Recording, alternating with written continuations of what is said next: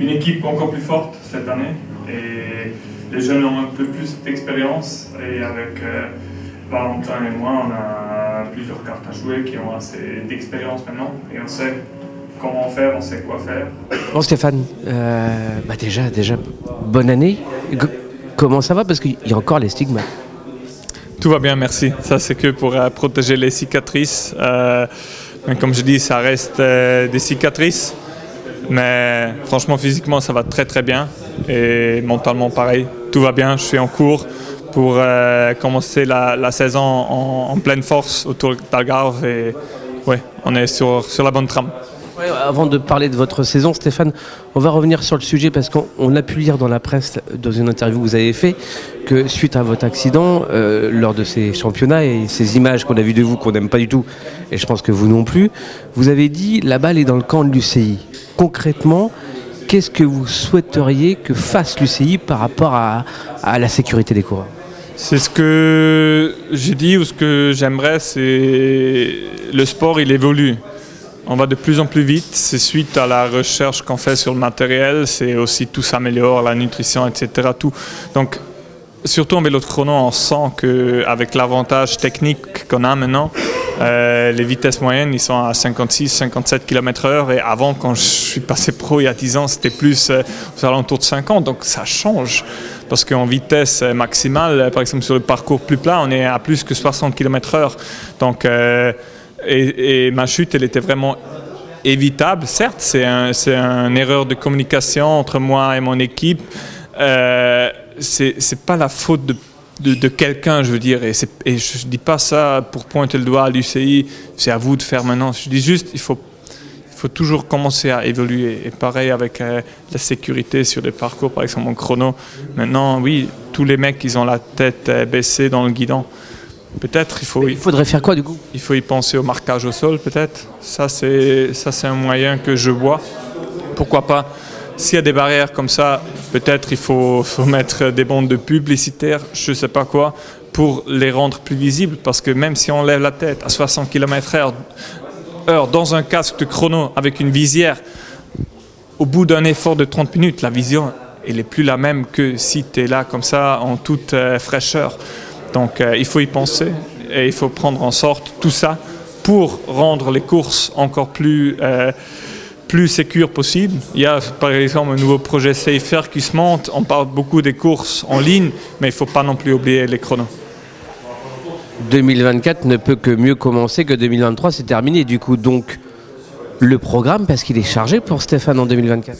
Oui, il est chargé pas peut-être en quantité, mais en qualité ou en ampleur des objectifs, parce que il y a une première phase de saison pour moi, c'est jusqu'au classique avec le point culminant de Tour de Flandre et Paris-Roubaix, puis il y a une deuxième partie avec le point culminant les JO et un troisième avec les championnats du monde en Suisse à la maison qui feront le troisième grand objectif de l'année.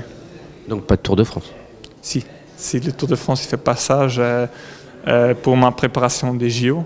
Le Tour va me servir entre autres pour préparation, mais ça reste un objectif et je serai déjà à 99% au Tour. Et l'objectif c'est de gagner une étape. L'objectif aussi c'est d'aider David à faire un classement généralement le mieux possible. Et pour moi personnellement, on a vu aussi que je suis le mieux après une course d'étape et notamment après des courses d'étape de 3 semaines, que physiquement je sors toujours très très bien. Donc pour Paris, on a décidé de prendre ce chemin-là pour la préparation. Bon, donc les classiques, vous nous avez dit, bonne nouvelle, Pogačar ne fait pas le Tour des Flandres. Pardon ? Bonne nouvelle, Pogačar ne fait pas le Tour des Flandres. Oui, après on ne se concentre pas à nos adversaires, on se concentre à nous-mêmes, à nos points forts, et on a une équipe très très forte avec tous les jeunes, mais notamment aussi avec Valentin. Il y a une très très bonne harmonie entre nous et dans toute l'équipe, et ça c'est très important pour réussir à battre tout le monde. Stéphane, ça fait, on s'est dit tout à l'heure, 6 ans que vous êtes chez Groupama FDJ. Il y a beaucoup de choses qui changent dans cette équipe en cette saison 2024. Vous avez maintenant le rôle de guider les jeunes ? Je dirais pas guider, c'est peut-être conseiller. Si ils ont besoin des conseils, je suis toujours là, la porte elle est toujours ouverte, l'oreille est toujours ouverte. Mais je ne m'impose pas à leur donner des conseils. Maintenant, des jeunes coureurs qui passent professionnels, ils sont déjà passés par la compte, ils ont déjà une formation très très profonde, donc ils en ont besoin moins d'assistance que peut-être nous avons eu quand nous on est passé professionnel. Mais oui, s'ils ont besoin de conseils, je suis toujours là. Il y a Romain par exemple qui va découvrir le Tour. Moi, ça serait déjà mon 8e Tour de France. Donc certes, je pourrais lui donner des conseils, mais s'il les veut, c'est pas moi de les imposer. Et après le départ de Thibaut et Arnaud, je ressens quand même une très très grande homogénéité. Il y a plus cette hiérarchie entre guillemets de lui, il est leader avec son groupe, l'autre il est leader et il a son groupe. On est toute une équipe. Et si on vient sur une course, la composition elle est comme ça ou comme une autre. On est tous là, on a tous le même objectif pour que l'équipe gagne, peu importe le coureur. Sans vous faire injure, vous faites partie des anciens du peloton maintenant. Le cyclisme évolue beaucoup. On en parlait avec Valentin. Est-ce qu'il faut s'inquiéter par exemple, on a eu fusion ou pas fusion, on a eu l'affaire Houche-de-Brook, etc. Qu'est-ce que vous pensez de tout ça, vous? Ça vire vers le foot ou quoi? On se dirige, le cycliste se dirige à faire comme pour le foot. Comment vous voyez l'avenir du cyclisme? Parce que y a de l'argent, de plus en plus d'argent. Il y a les cadors, il y a les équipes leaders et puis il y a les autres. C'est clair, le cyclisme, il évolue. Je crois qu'il prend en importance aussi à l'échelle mondiale. Je me rappelle quand je suis passé professionnel ou quand j'étais chez BMC s'est arrêté. Il y avait à peine quelqu'un pour reprendre la licence. Et maintenant, il y en a 8 équipes qui aimeraient être en World Tour, qui ne le sont pas. Donc ça fait que voilà, il y a de plus en plus des équipes performantes avec des sponsors ou des mécènes très importants. Heureusement, on peut s'appuyer sur deux sponsors fiables et performants avec Groupama et FDJ. Ils sont là et ils veulent être là de notre côté aussi. Et on fait partie des 7 meilleures équipes mondiales. Donc certes, le cyclisme se change.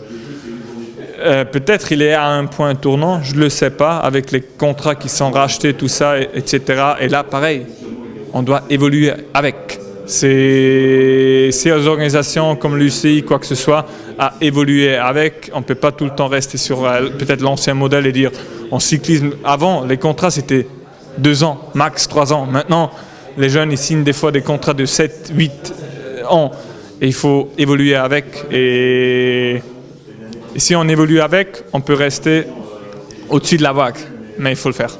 2024, l'année ou jamais pour Stéphane, c'est-à-dire une classique, une médaille, une étape du Tour, une médaille olympique, une médaille à Zurich, enfin chez vous, et tout sera parfait et on met un terme à sa carrière.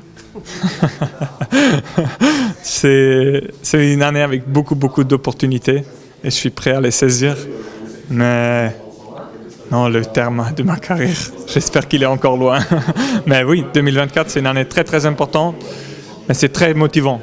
Et cet hiver, à aucun moment, j'ai dû chercher la motivation.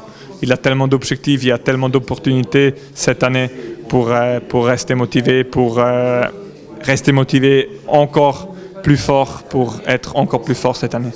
Merci Stéphane. Avec plaisir.